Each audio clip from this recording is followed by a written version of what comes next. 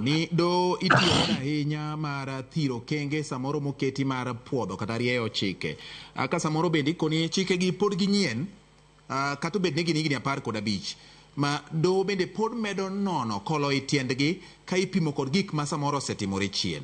Oliver, king'iyo kaka do osetiyo gi chike masani, nikech ikoni samoro nitiere gimoro mane dwa tim to ng'ato oseringe do, iyudo ka nitiere gimiluongo ni injunction kata orders moketi ma do temo kumo godo kata chungo godo gik moko ma samoro nyalo kelo ber mapiyo ne jo Kenya mondo katiba ni oti kaka dwarore. Diponi ma ben achiel kuom midhiero kata pek mosebedo neno ni ochwal dwaro kaluwore kod katiba, koso gina jok ma dwa tiyo kod wich teko e chopo dwachgi ema ka do chungo to gibedo gi ng'ur ni do samoro tiyo ma ok ber.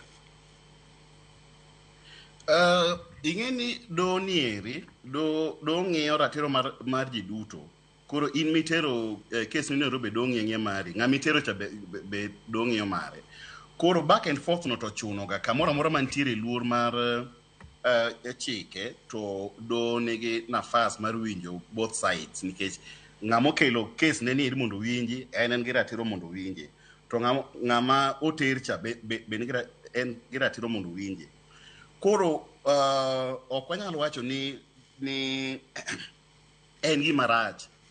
To gima osebedo marach gi do kwaseneno Kenya ka en ni ji mang'eny kendo ng'eny ne mana jotelo osetiyo gi doho mondo gikel ng'ikruok e chikewa.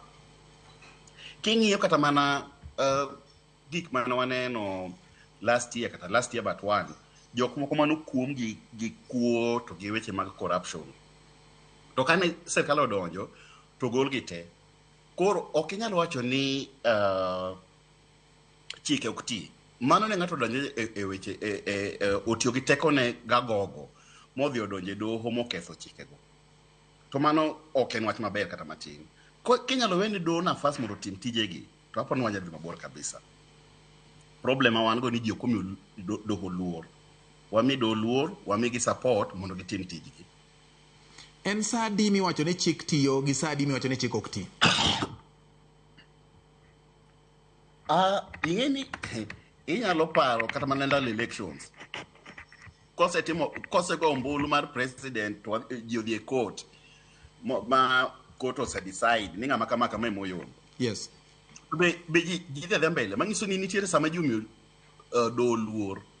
To ng'enyne kochopo gik moko matindo gi iki tiyudo ka ji ok omiyo do luor. Koro ng'ato dhi to maka case kata gima nyalo kelo dongruok mondo kela tungni e do mondo ket sa manero benitie. But gima ng'eyo maber manyalo wacho ni doho gima important nikech gin jok moloso go pile. Martha Koome ma Chief Justice gi jogegi magi jok ma osebedo tayari mondo konywa, kendo kata kiloso kode tiyudo ka en gi rieko gi nyalo gi paro, but gima odwaro mang'eny en support moko yud maber. Ok oyud maber nikech kata king'iyo kata mana allocation mimiyo jodoho in terms of budget en pesa matin kabisa. Koro gionge gi nyalo mar timo gima digiyier. To the best way mwanyalo implement go katiba ni ma katiba tine jo piny maber en keto ineno bede government gi duto, obed judiciary government, obed judiciary, obed legislative, obed executive, ng'ato onego beni nigi kore matiyo tije. Waseneno ka parliament kata mana sani ji yogore nigi kabisa ni parliament osemuony gi executive. Koro tijgi mane monego beni gitiyo ogiti mar oversight cha en mana tuni gi weche mang'eny ga yan e kor gweng' not view. To kane beni gitete tijgi maber magi gitimo oversight to executive timo implementation maber, to judiciary be ng'iyo ni to ang'o ma ong'ikni kama e weche chike mondo losi. Wan gi piny maber wan ga diri maber ni mag chike gi koket maber to ginyalo tine jo Kenya maber kabisa. To mane lembwa, to mane gombowa, nikech kenjwa ni ber seriously ma kwarito gi chike manomiwagi to wanyalo dhi mabor ma nyithindwa gi nyikwawa nyalo yudo Kenya maber ma gidake, ma they don't have mondo gidhi America, mondo gidhi Saudi Arabia, mondo gidhi giticho.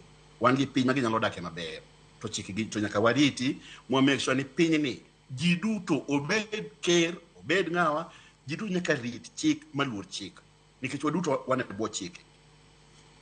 Jaduong' Oliver,